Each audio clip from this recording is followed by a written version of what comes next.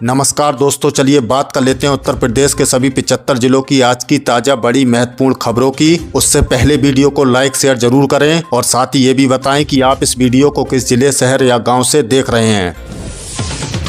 UP को मिला high speed rail corridor का तोहफा, दिल्ली वाराणसी की राह होगी आसान। केंद्रीय बजट 2026 के बाद सीएम योगी आदित्यनाथ ने बड़ी घोषणा की है। प्रदेश को 2 नए हाई स्पीड रेल कॉरिडोर मिले हैं, दिल्ली से वाराणसी और वाराणसी से सिलीगुड़ी। इससे यूपी में कनेक्टिविटी के नए युग की शुरुआत होगी और पर्यटन को जबरदस्त बढ़ावा मिलेगा। नोएडा बनेगा यूपी का पहला सेमीकंडक्टर डिजाइन और मैन्युफैक्चरिंग पार्क। जेवर एयरपोर्ट के पास सेमीकंडक्टर मिशन 2.0 के तहत भारत के पहले अत्याधुनिक सेमीकंडक्टर पार्क को मंजूरी मिल गई है। सीएम योगी ने इसे राज्य के लिए बड़ी उपलब्धि बताया है, जिससे लाखों युवाओं के लिए रोजगार के नए अवसर पैदा होंगे। वाराणसी बनेगा अत्याधुनिक शिप रिपेयर पोर्ट, गंगा में जलमार्ग को मिलेगी मजबूती। वाराणसी में मालवाहक जहाजों और क्रूजों के रखरखाव के लिए एक विशेष पोर्ट फैसिलिटी और शिप रिपेयर सेंटर स्थापित किया जाएगा। बजट 2026 में इसके लिए विशेष प्रावधान किया गया है, जिससे वाराणसी अंतर्देशीय जल मार्ग का सबसे बड़ा हब बनेगा। मिशन लखपति दीदी, यूपी की महिलाओं को मिलेगा 5 लाख तक का ब्याज मुक्त ऋण। राज्य सरकार ने महिला स्वयं सहायता समूह के लिए बड़ा ऐलान किया है। लखपति दीदी योजना के तहत अब महिलाओं को स्वरोजगार के लिए 5 लाख तक का लोन बिना किसी ब्याज के मिलेगा। इसका उद्देश्य ग्रामीण अर्थव्यवस्था में महिलाओं की भागीदारी बढ़ाना है। यूपी के 75 जिलों में बनेंगे बेटियों के लिए छात्रावास। उच्च शिक्षा को बढ़ावा देने के लिए सीएम योगी ने प्रदेश के सभी 75 जिलों में गर्ल्स हॉस्टल बनाने के प्रोजेक्ट को हरी झंडी दे दी है। इन हॉस्टल में सुरक्षा के आधुनिक इंतजाम होंगे ताकि दूर दराज की बेटियां शहरों में रहकर पढ़ाई कर सकें। यूपी में जमीन रजिस्ट्री के लिए बायोमेट्रिक अनिवार्य, बिना अंगूठा लगाए नहीं होगा बैनामा। धोखाधड़ी को रोकने के लिए उत्तर प्रदेश सरकार ने 1 फरवरी से प्रदेश के सभी निबंधन कार्यालयों में आधार सत्यापन अनिवार्य कर दिया है। अब खरीदार और विक्रेता के बायोमेट्रिक मिलान के बाद ही रजिस्ट्री की प्रक्रिया आगे बढ़ेगी। हाथरस समेत कई जिलों में 1 फरवरी से इस नई व्यवस्था के तहत काम शुरू भी हो गया है। मेरठ में बड़ी प्रशासनिक कार्रवाई, लापरवाही पर खंड शिक्षा अधिकारी बीएलओ को थाने में बिठाया। मेरठ की सराधना तहसील में आज उस वक्त हड़कंप मच गया जब एसडीएम की शिकायत पर पुलिस ने खंड शिक्षा अधिकारी को करीब 6 घंटे तक थाने में बिठाया रखा। आरोप है कि अधिकारी ने नोटिस की सुनवाई में गंभीर लापरवाही बरती थी। मुख्यमंत्री कार्यालय ने स्पष्ट किया है कि जनहित के कार्यों में कोताही बर्दाश्त नहीं की जाएगी। नेपाल से आई विदेशी बहुओं को यूपी में नहीं मिलेगा वोटिंग का अधिकार। इलाहाबाद हाई कोर्ट और स्थानीय प्रशासन के ताजा निर्देशों के अनुसार नेपाल से विवाह कर भारत में आई महिलाओं को निवासी होने के बावजूद वोटर लिस्ट में शामिल नहीं किया जा सकेगा। नागरिकता नियमों के कड़े पालन के चलते ये फैसला लिया गया है, जिससे सीमावर्ती जिलों की राजनीति में हलचल है।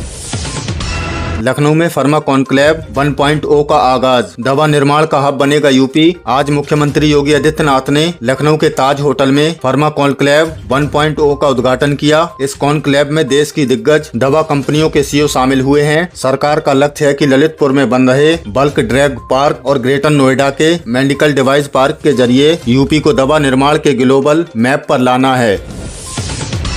इलाहाबाद हाई कोर्ट का बड़ा फैसला, शिक्षा मित्रों के समायोजन पर 17 फरवरी तक रोक जारी। लखनऊ हाई कोर्ट की एकल पीठ ने प्राथमिक और कंपोजिट विद्यालयों में शिक्षकों के समायोजन प्रक्रिया पर लगी अंतरिम रोक को अगली सुनवाई तक बढ़ा दिया है। कोर्ट ने 130 याचिकाओं पर सुनवाई करते हुए शिक्षा विभाग से जवाब मांगा है। अब शिक्षकों के भविष्य का फैसला 17 फरवरी को होगा।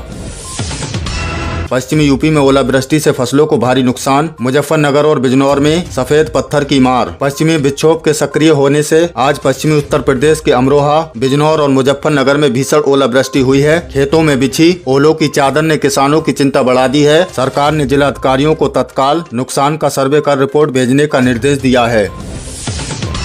जेवर एयरपोर्ट के पास 400 करोड़ की जमीन कब्जा मुक्त, चला प्रशासन का बुलडोजर। ग्रेटर नोएडा विकास प्राधिकरण ने आज एक बड़ी कार्रवाई करते हुए जेवर एयरपोर्ट के पास अवैध रूप से कब्जा की गई करीब 400 करोड़ रुपए की जमीन को खाली कराया है। भारी पुलिस बल की मौजूदगी में अवैध निर्माणों को ढा दिया गया। अधिकारियों के अनुसार इस जमीन का उपयोग एयरपोर्ट से जुड़ी सहायक परियोजनाओं के लिए किया जाएगा।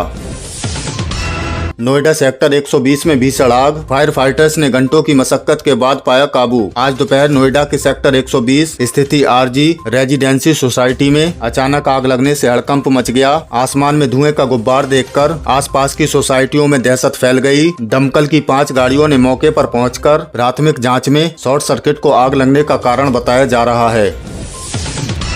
एटा में सक्रिय हुआ कॉपर चोर का गिरोह, पुलिस ने 3 बदमाशों को रंगे हाथों पकड़ा। एटा पुलिस ने आज बिजली विभाग के ट्रांसफार्मर से तांबा चोरी करने वाले एक अंतर्राज्यीय गिरोह का पर्दाफाश किया है। गिरफ्तार किए गए बदमाशों के पास से भारी मात्रा में तांबा और औजार बरामद हुए हैं। पुलिस अब गिरोह के मास्टरमाइंड और चोरी का माल खरीदने वालों की तलाश में है।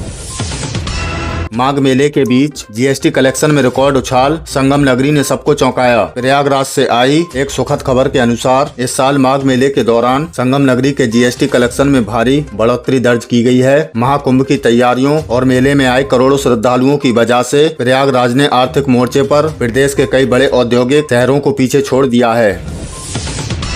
यूपी के 15 लाख शिक्षकों और कर्मचारियों के लिए कैशलेस इलाज की सौगात। योगी सरकार ने ऐतिहासिक फैसला लेते हुए शिक्षा विभाग के शिक्षकों और कर्मचारियों के लिए कैशलेस चिकित्सा योजना को मंजूरी दे दी है। इसके तहत अब शिक्षक सरकारी और पैनल में शामिल निजी अस्पतालों में बिना पैसे दिए अपना इलाज करा सकेंगे। सरकार इस योजना पर सालाना करीब 358 करोड़ रुपए खर्च करेगी।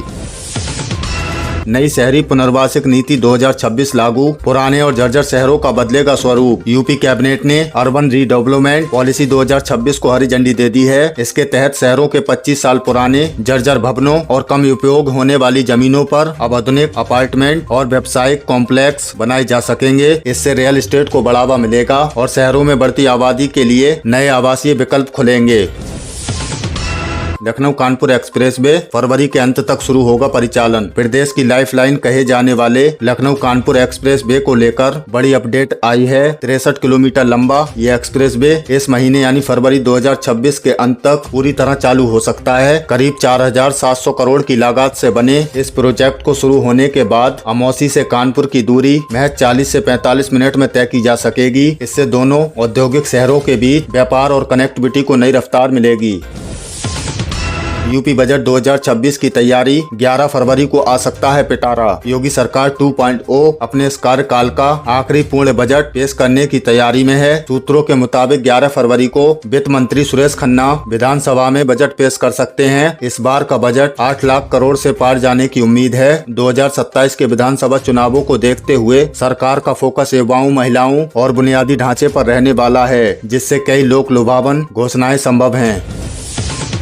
बजट 2026 यूपी के लिए 5 नए रीजनल मेडिकल हब की सौगात। केंद्रीय बजट 2026 में उत्तर प्रदेश के स्वास्थ्य क्षेत्र को बड़ी मजबूती मिली है। वित्त मंत्री निर्मला सीतारामन ने उत्तर प्रदेश समेत राज्यों में 5 नए रीजनल मेडिकल हब बनाने की घोषणा की है। ये हब न केवल आधुनिक इलाज केंद्र होंगे बल्कि मेडिकल रिसर्च और शिक्षा के लिए भी जाने जाएंगे। इससे यूपी में मेडिकल टूरिज्म को बढ़ावा मिलेगा और गंभीर बीमारियों के लिए दिल्ली मुंबई की दौड़ कम होगी। गंगा एक्सप्रेसवे का काम अंतिम चरण में, पूर्वी पश्चिमी यूपी की दूरी होगी कम। यूपी के सबसे लंबे एक्सप्रेसवे गंगा एक्सप्रेसवे का काम अब अपने अंतिम चरण में पहुंच गया है। 594 किलोमीटर लंबे प्रोजेक्ट को 2026 के शुरुआती महीनों में ही जनता के लिए खोलने का लक्ष्य है। 37,000 करोड़ की लागत से बन रहा ये एक्सप्रेसवे मेरठ से प्रयागराज तक का सफर महज 8 घंटे में समेट देगा, जिससे औद्योगिक गलियारों का तेजी से विकास होगा। दिव्यांग सहारा योजना, दिव्यांगजनों के लिए नई राहत। सरकार ने दिव्यांगजनों के स्वावलंबन के लिए दिव्यांग सहारा योजना और दिव्यांग कौशल योजना के तहत बजट आवंटित किया है। इसके तहत यूपी के ग्रामीण और शहरी क्षेत्रों में दिव्यांगों को आधुनिक सहायक उपकरण और ट्रेनिंग दी जाएगी। बजट में इसके लिए विशेष रूप से 300 करोड़ रुपए का प्रावधान किया गया है, ताकि दिव्यांगजन IT और हॉस्पिटलिटी जैसे क्षेत्रों में रोजगार पा सकें। यूपी स्वास्थ्य अभियान 9.8 करोड़ बच्चों को मिलेगी कृमि मुक्ति की दवा। उत्तर प्रदेश सरकार ने बच्चों के बेहतर स्वास्थ्य के लिए एक विशाल अभियान की शुरुआत की है। प्रदेश के करीब 9.8 करोड़ बच्चों के पेट के कीड़े मारने की दवा दी जाएगी। स्वास्थ्य विभाग ने स्कूल और आंगनबाड़ी केंद्रों के माध्यम से इस दवा के वितरण का खाका तैयार किया है। इसका उद्देश्य बच्चों में कुपोषण और एनीमिया की समस्या को खत्म करना है, जिससे उनके शारीरिक और मानसिक विकास को गति मिल सके। यूपी पुलिस में बड़ी पदोन्नति, 121 सब इंस्पेक्टर बने इंस्पेक्टर। कानून व्यवस्था को मजबूत करने के लिए योगी सरकार ने यूपी पुलिस महकमे में बड़ा फेरबदल किया है। प्रदेश के 121 सब इंस्पेक्टर एसआई को प्रमोट कर इंस्पेक्टर बनाया गया है। पुलिस मुख्यालय द्वारा इसकी आधिकारिक सूचना जारी कर दी गई है। इस पदोन्नति से न केवल पुलिस बल का मनोबल बढ़ेगा बल्कि थानों की कार्यप्रणाली में भी सुधार आने की उम्मीद है। प्रमोशन पाने वाले अधिकारियों की तैनाती जल्द ही विभिन्न जिलों में की जाएगी।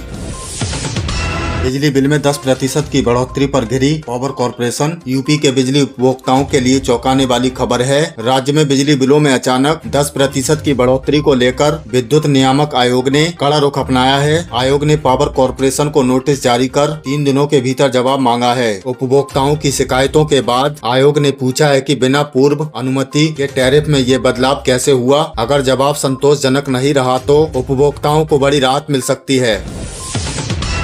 2 कंपनियों को 2.70 करोड़ की प्रोत्साहन राशि। उत्तर प्रदेश में निवेश और उद्योग को बढ़ावा देने के लिए योगी सरकार ने खजाना खोल दिया है। औद्योगिक विकास मंत्री नंद गोपाल नंदी ने 2 प्रमुख कंपनियों को 2.70 करोड़ रुपए की प्रोत्साहन राशि देने की मंजूरी दे दी है। ये राशि निवेश प्रोत्साहन नीति के तहत दी जा रही है। सरकार का मानना है कि इस कदम से राज्य में नए रोजगार पैदा होंगे और अन्य कंपनियां भी यूपी की ओर आकर्षित होंगी। प्रदेश अब ईज ऑफ डूइंग बिजनेस में नए आयाम स्थापित कर रहा है।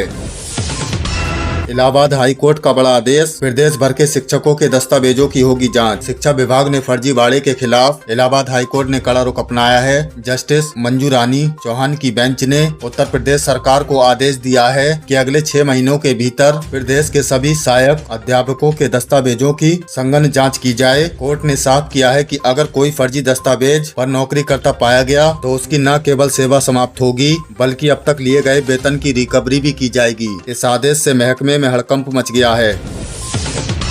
रेल बजट 2026 यूपी को मिले 20,000 करोड़। 2 बुलेट ट्रेन प्रोजेक्ट को हरी झंडी। उत्तर प्रदेश में रेल नेटवर्क के लिए ये साल ऐतिहासिक होने जा रहा है। रेल बजट में यूपी को रिकॉर्ड 20,012 करोड़ रुपए का आवंटन मिला है। सबसे बड़ी खबर ये है कि दिल्ली वाराणसी और वाराणसी हाईवे और Varanasi Howrah high speed rail bullet train corridor के कामकाज में तेजी आएगी। इसके अलावा प्रदेश के 25 छोटे शहरों को अमृत भारत स्टेशन योजना के तहत वर्ल्ड क्लास सुविधाओं से लैस किया जाएगा। अब यूपी के कोनों कोनों तक कनेक्टिविटी और भी तेज और आधुनिक होगी। मेरठ और हस्तिनापुर के लिए बड़ी सौगात। पर्यटन हब के रूप में होगा विकास। केंद्रीय बजट 2026 के बाद योगी सरकार ने मेरठ और ऐतिहासिक नगरी हस्तिनापुर के कायाकल्प की योजना तेज कर दी है। केंद्र सरकार द्वारा देश के जिन 15 पुरातात्विक स्थलों को विकसित करने का लक्ष्य रखा गया है उनमें यूपी के सरनाथ, वाराणसी और हस्तिनापुर मेरठ शामिल हैं। यहाँ आधुनिक इंफ्रास्ट्रक्चर, म्यूजियम और पर्यटन सुविधाएं विकसित की जाएंगी। सीएम योगी ने कहा है कि इससे न केवल हमारी विरासत संरक्षित होगी बल्कि स्थानीय स्तर पर हजारों लोगों को रोजगार मिलेगा। अटल आवासीय विद्यालय आवेदन की तारीख बढ़ी, अब 10 फरवरी तक मौका। पश्चिमी यूपी के छात्रों के लिए बहुत ही महत्वपूर्ण और राहत भरी खबर है। गाजियाबाद के मुरादनगर स्थित अटल आवासीय विद्यालय में सन 2026-27 के लिए कक्षा 6 और कक्षा 9 में प्रवेश की अंतिम तिथि को बढ़ा दिया है। पहले आवेदन की अंतिम तारीख 31 जनवरी थी, इसे आगे बढ़ाकर 10 फरवरी कर दिया है। ये मौका विशेष रूप से उन बच्चों के लिए है जिनके माता पिता श्रम विभाग में पंजीकृत निर्माण श्रमिक हैं या जो बच्चे अनाथ श्रेणी में आते हैं। मेरठ मंडल, मेरठ, गाजियाबाद, बुलंदशहर, गौतम बुद्ध नगर, बागपत और हापुड़ के पात्र छात्र अब 10 फरवरी तक अपने नजदीकी श्रम कार्यालय या खंड शिक्षा अधिकारी कार्यालय में जाकर फॉर्म जमा कर सकते हैं। इस स्कूल में छात्रों को विश्व स्तरीय शिक्षा, रहना खाना पूरी तरह से मुफ्त मिलेगा। अगर आपने अभी तक आवेदन नहीं किया है तो इस सुनहरे मौके को हाथ से न जाने दें, क्योंकि 10 फरवरी के बाद कोई भी आवेदन स्वीकार नहीं किया जाएगा। तो दोस्तों, ये थी उत्तर प्रदेश की आज की ताजा बड़ी महत्वपूर्ण खबरें। इनमें से आपको कौन सी खबर सबसे ज्यादा महत्वपूर्ण लगी कमेंट में जरूर बताएं। वीडियो अच्छी लगी तो वीडियो को लाइक कर दें और चैनल पर नए तो प्लीज चैनल को सब्सक्राइब कर लें। हमारे इस चैनल पर आपको उत्तर प्रदेश से जुड़ी सभी ताजा अपडेट मिलती रहेंगी। मिलते हैं अगली किसी वीडियो में नई खबरों के साथ, तब तक के लिए धन्यवाद।